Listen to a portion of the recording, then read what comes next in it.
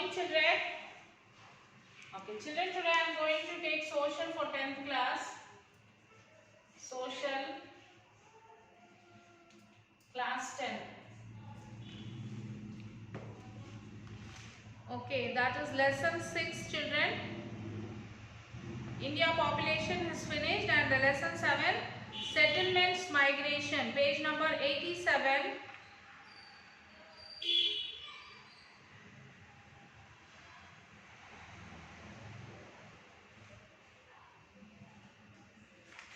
Settlements migration, chapter 7, settlements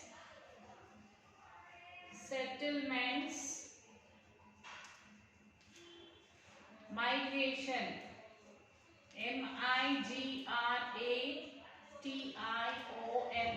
migrations. Textbook, page number 87.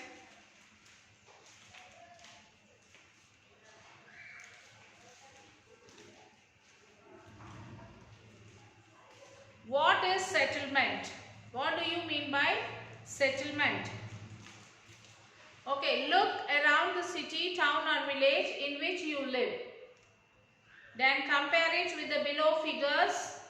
You will find that the buildings, roads, drains and etc. are organized in some way. This arrangement varies widely across the world as well, as we shall see now. So the way we organize ourselves and our living space in a place is called a settlement. So the way we organized our living, in which way we organized our living, our living space in the place is called as the settlement. This is the geography space where we live and work. Geographic space. And in settlement, we have different kinds of activities: educational, medical, religious, commercial, etc. So in this chapter, we will take a brief look at some aspects of human settlement and the geography related to it. Okay, you observe this figure and read this.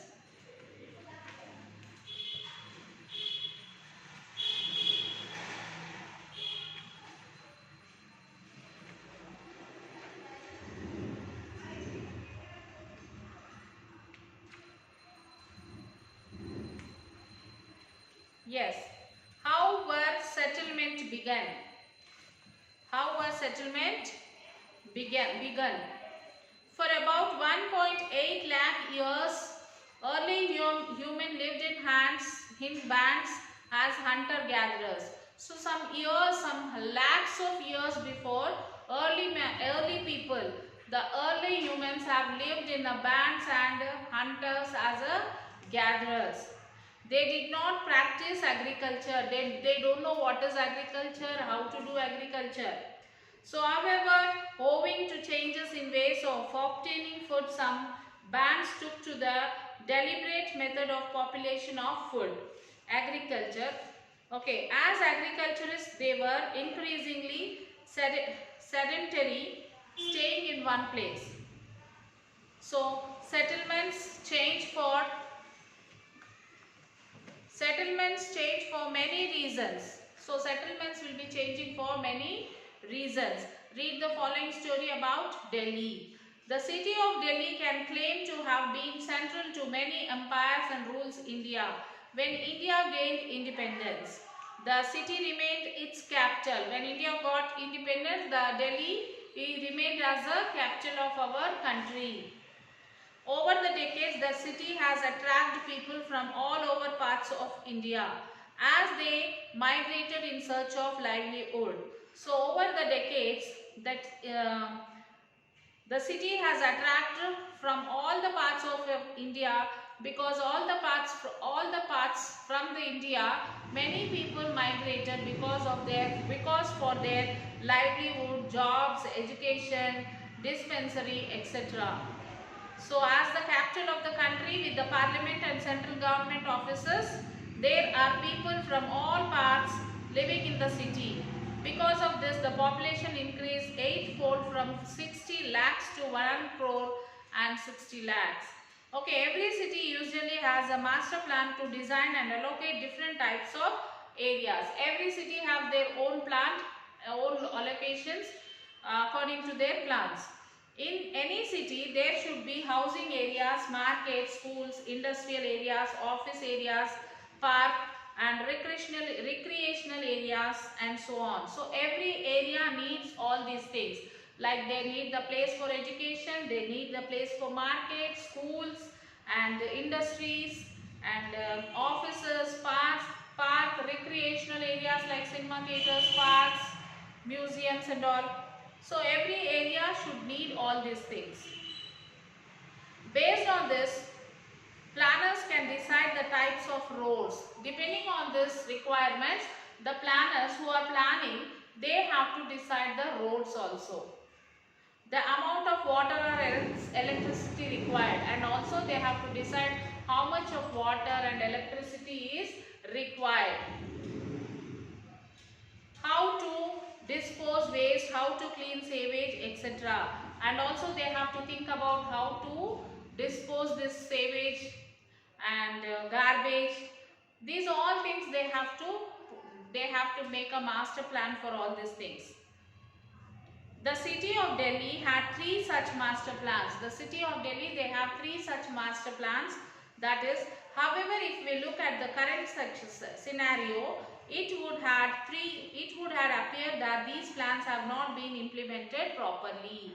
So if you see the present scenario of the Delhi, the 3 plans have not been successfully, they have not been worked properly and they have not been implemented properly. In fact, Delhi has grown in an unplanned manner. It has grown in unplanned manner.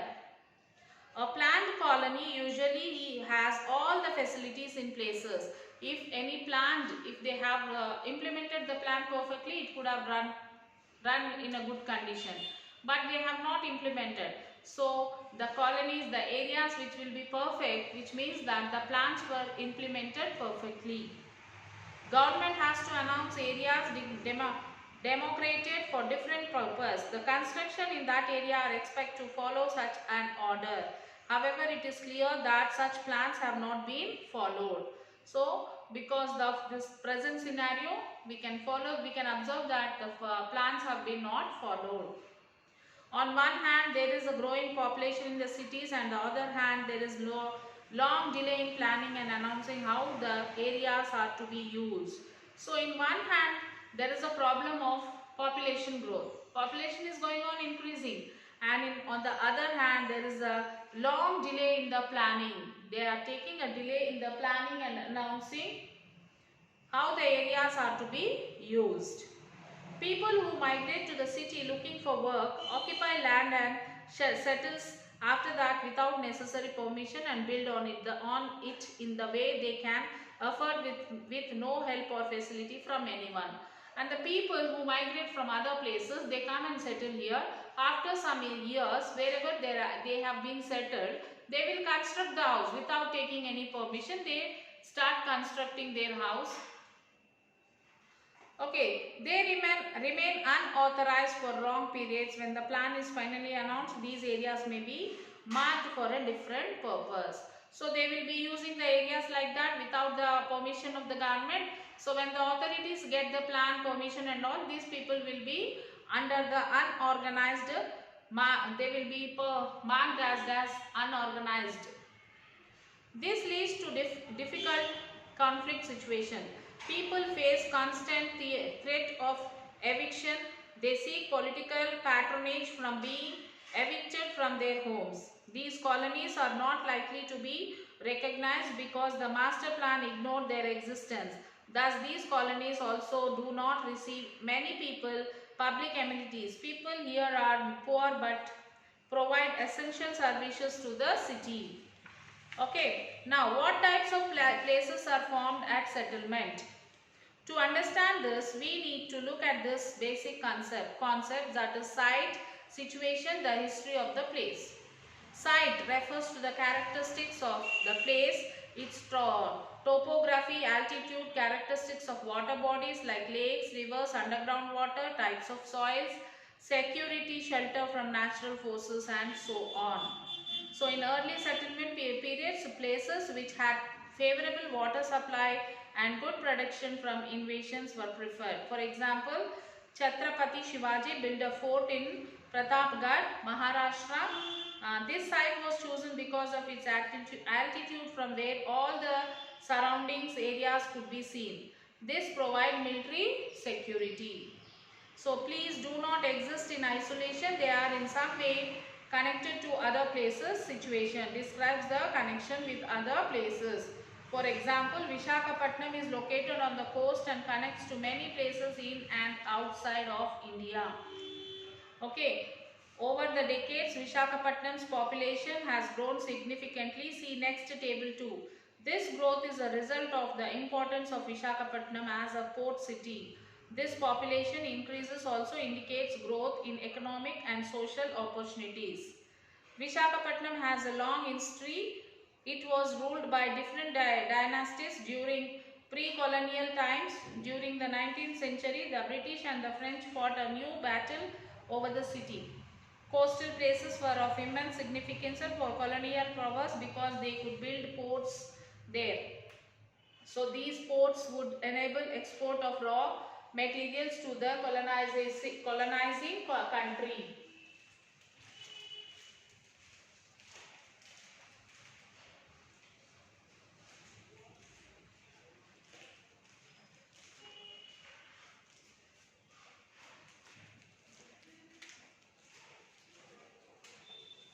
Okay, in fact, cities such as Mumbai and Chennai were further developed by the colonial powers to better exploit the natural resource of India. The fight for Visakhapatnam was for similar reasons. You can observe table 2, population of the Visakhapatnam, the year, the population and the change also you can observe, children. So now next is the Indian settlement in Hycracy. The Census of India organizes settlements in India using certain criteria. In the table 3, the Census Department's definition of various settlements types are given. Read them carefully and complete the exercise.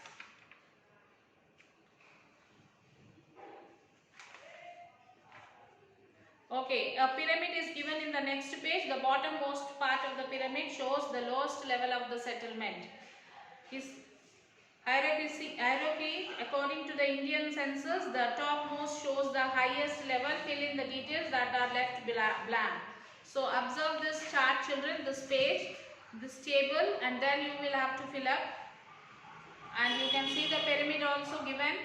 That also you will study carefully.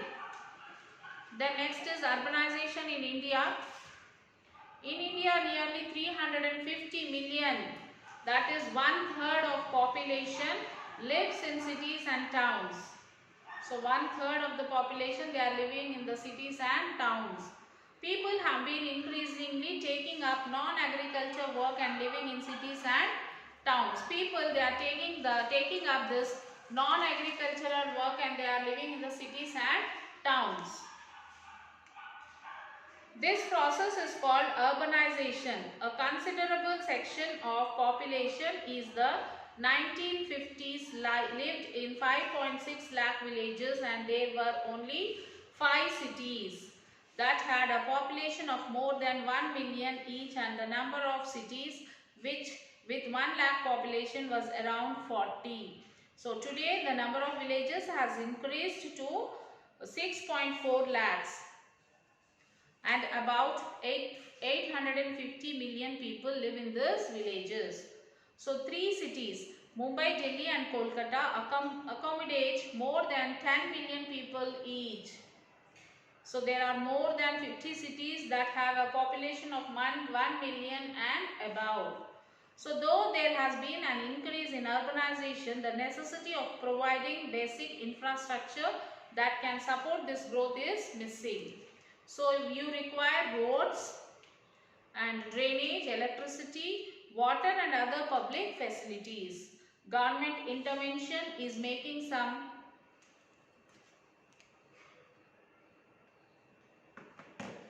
So government's intervention is making some headway in improving the urban infrastructure, particularly those associated with road transport. Okay, however, the provision of electricity, water and health infrastructure is not sufficient. So for poorer people in the cities and towns, this situation is even worse. How does urban India contribute to India's economic development? Service sector activities such as finance, insurance, real estate and business related services activities such as transport, storage and communication contribution more than industrial activities. There is no major growth of industrial output over the last few decades. So living in or moving into cities and towns is boon only for a few. Although the level of poverty in urban areas is relatively lower than what is noticed in rural areas, there is a huge gap between the average income of low income family and a high income family. This gap also been increasing in cities and towns. Income earned in urban areas by the SC/STs are far lower than other caste groups. In 2009 to 10, only about 1/6 of urbanites belonging to caste other than SC/ST were poor, whereas in the case of SC/ST urbanites, the poverty level is double. Most of these people poor live in non-metropolitan towns and work in the unorganized sector.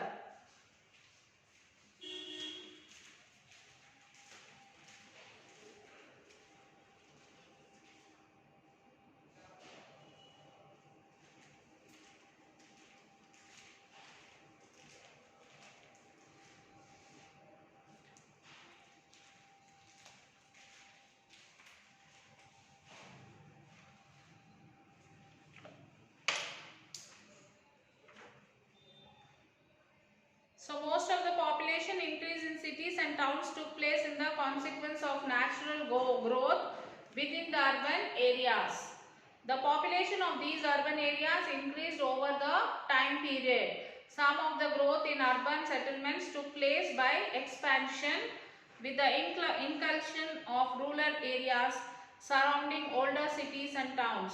Only 1/5 of the growth is due to rural to urban migration. So migration, like people move from one place to another place in search of their livelihood, food, education, work, job, all these things. So children, now it is the time for you to write the question answers, and the rest of the lesson we will discuss in the next session. Till then you can write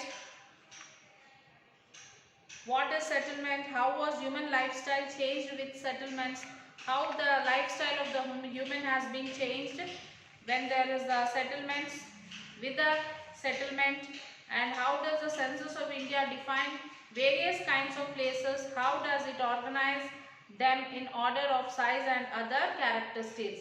You can write these 3 question answers, children, by your own. So before writing the lesson, you will have to read the lesson and try to understand it, and then you will have to answer the questions by your own. If you want, you can refer the workbook, but don't write the same answers which is there in the workbook. You can write the answers in your own answers. You can frame own your sentence and write the answers. So before that, read the lesson and then attempt the question answers, children.